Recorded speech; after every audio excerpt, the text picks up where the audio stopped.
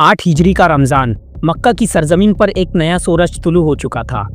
काबा में रखे हुए 360 बुतों को तोड़ दिया गया था। कुरैश झुक गए थे और मक्का रसूलुल्लाह सल्लल्लाहु अलैहि वसल्लम के हाथों में था। मगर ये जीत इस्लाम की आखिरी इम्तिहान नहीं थी। ये तो सिर्फ एक आगाज़ था उस जंग का जहाँ तादाद ने धोखा दिया और गुरूर ने इम्तिहान लिया। जब हवाज़िन और ताकिफ़ के कबीलों ने देखा कि मक्का फतेह हो चुका है तो उनके दिल में एक खौफ भर गया। ये दोनों कबीले अरब के सबसे बुजुर्ग, ताकतवर और लड़ाकू कबीलों में से थे। उनका यह सोचना था, अगर आज मोहम्मद सल्लल्लाहु अलैहि वसल्लम ने मक्का ले लिया है तो कल हमारे शहर भी मुसलमान फतेह कर लेंगे।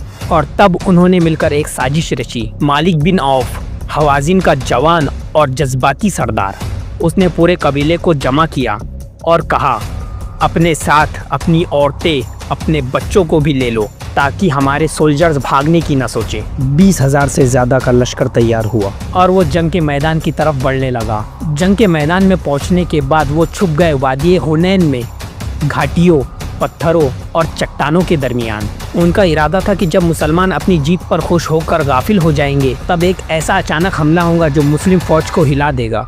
जब ये खबर मदीना तक पहुंची तो रसूलुल्लाह सल्लल्लाहु अलैहि वसल्लम ने फ़ौरन एक्शन लिया।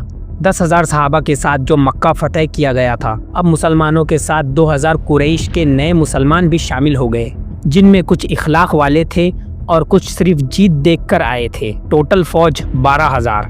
पहली बार इतनी ज़्यादा मुसलमान एक ही लश्कर में थे। कुछ लोगों के दिलों में ये ख्याल आया, आज हमें कोई नहीं हरा सकता, हम तो 12,000 है। और इसी वजह से अल्लाह ने उनके लिए एक सबक तय किया था।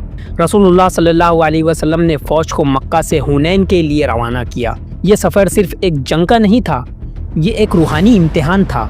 रात अंधेरी थी और वादियाँ खामोश, लेकिन वहाँ छुपा था मालिक बिन औफ का प्लान। हवाज़िन के घुड़सवार चट्टानों के पीछे छुपकर इंतज़ार कर रहे थे। सुबह होने से पहले एक कत्ल का तूफान आने वाला था। क्या इस्लाम की सबसे बड़ी फ़ौज जीत पाएंगी, या ये पहली बार होगा जब मुसलमान अपने गुरूर के सबब की वजह से हार जाएंगे? वक्त है देखने का, वो सबक जो फतेह के बाद फरामोश हो गया था, और वो नुसरत इलाही जो सिर्फ उन्हीं के लिए आती है जो अल्लाह पर भरोसा करते हैं, ना कि अपनी तादाद पर। सुबह का वक्त था और एक फिजा में एक अजीब सी खामोशी थी। मक्का के फतेहमंद सिपाही जो कल तक जीत के नशे में थे, आज वादी हुनैन के तंग रास्तों से निकल रहे थे, जहां उन्हें कोई अंदाजा नहीं था कि मौत हर चट्टान के पीछे छुपी बैठी है।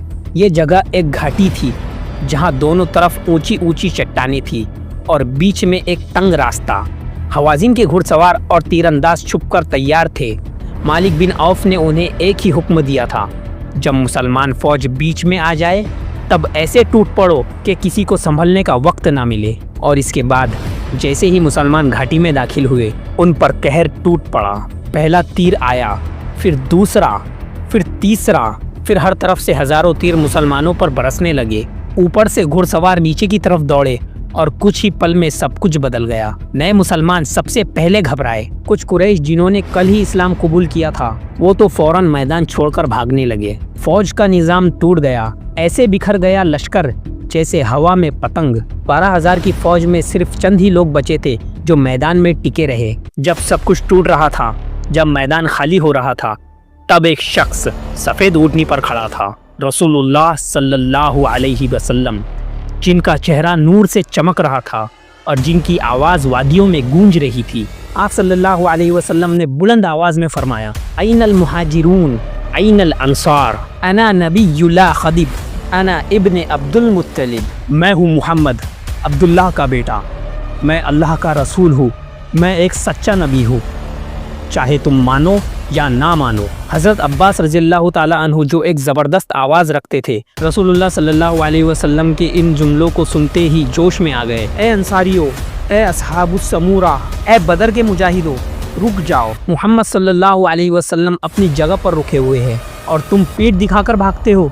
ये अल्फाज सुनने के बाद एक एक मुसलमान जंग के मैदान में लौटने लगा। जिन्होंने बदर में लड़ाई की थी, वो लोग जिनके दिल में सिर्फ अल्लाह था, वो लोग जो मौत से नहीं शिर्क से डरते थे।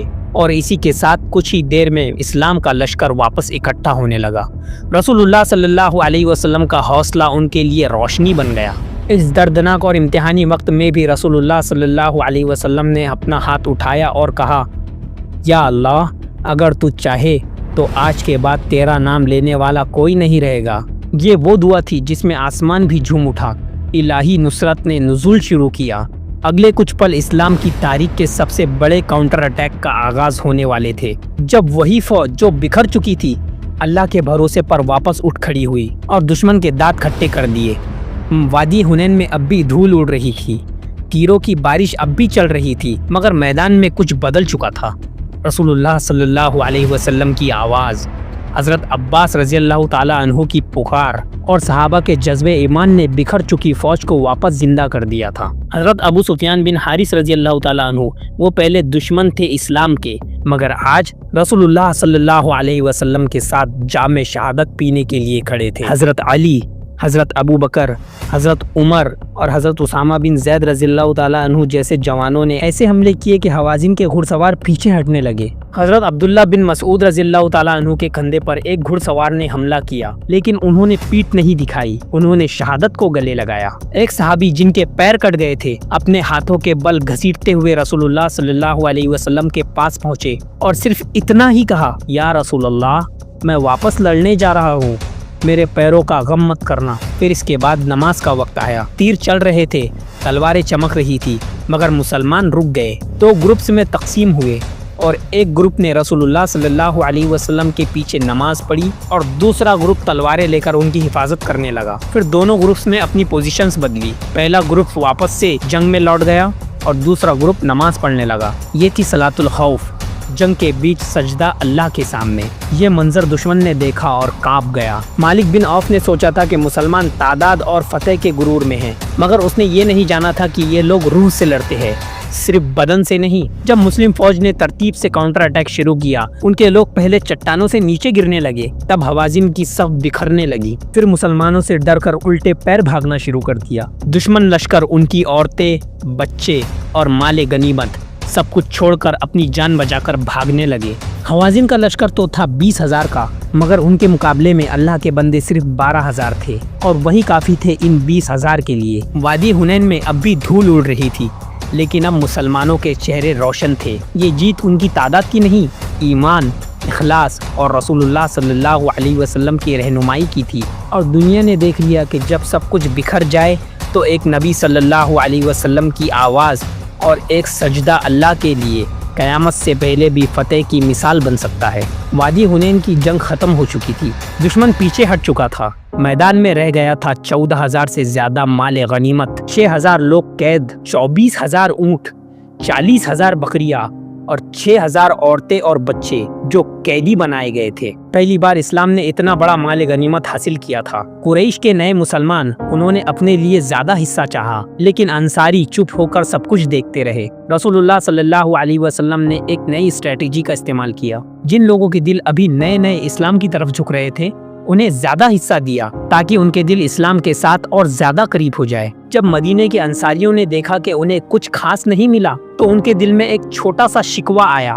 رسول اللہ صلی اللہ علیہ وسلم ان کی طبیعت سمجھ گئے اور انہیں اپنے پاس بلایا۔ پھر آپ نے فرمایا، کیا تم یہ پسند کرتے ہو کہ یہ لوگ اونٹ اور بکریاں لے جائے اور تم محمد صلی اللہ علیہ وسلم یعنی مجھے اپنے ساتھ لے جاؤ؟ انصاریوں کی آنکھوں میں آنسو آ گئے، وہ رو دیے اور کہنے لگے، ہمیں محمد صلی اللہ علیہ وسلم ہی چاہیے، ہمیں اور کچھ بھی نہیں چاہیے۔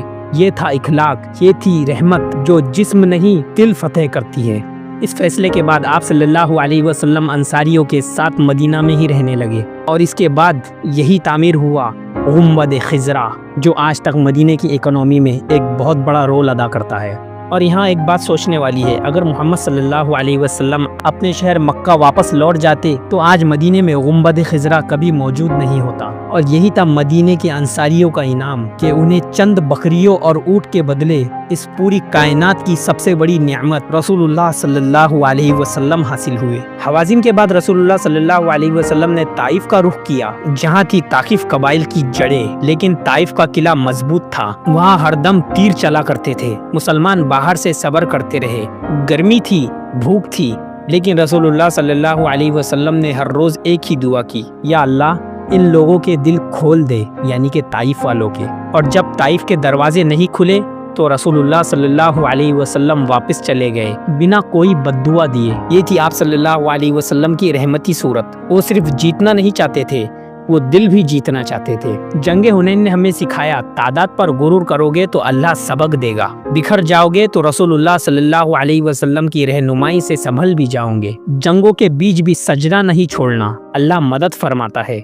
माल और फतेह से ज्यादा इखलाक और रहमत का असर होता है। जंगे हुनैन सिर्फ एक जंग नहीं थी, ये इस्लाम का पहला साइकोलॉजिकल टेस्ट था जीत के बाद। और नबी करीम सल्लल्लाहु अलैहि वसल्लम ने दुनिया को दिखाया कि असली जीत तलवार से नहीं, अखलाक और सब्र से होती है। आज जब हम जीत के बाद गुरूर करने लगते हैं या कुछ हासिल करने के बाद अल्लाह को भूल जाते हैं, तो जंगे हुनैन हमें याद दिलाती है कि रसूलुल्लाह सल्लल्लाहु अलैहि वसल्लम जैसी शख्सियत जिनके सदक़े में पूरी कायनात बनी, वो तक सजदा नहीं छोड़ते थे जबकि वो जंग के मैदान में मौजूद थे। तो हम कौन होते हैं जानबूझकर सजदा छोड़ने वाले?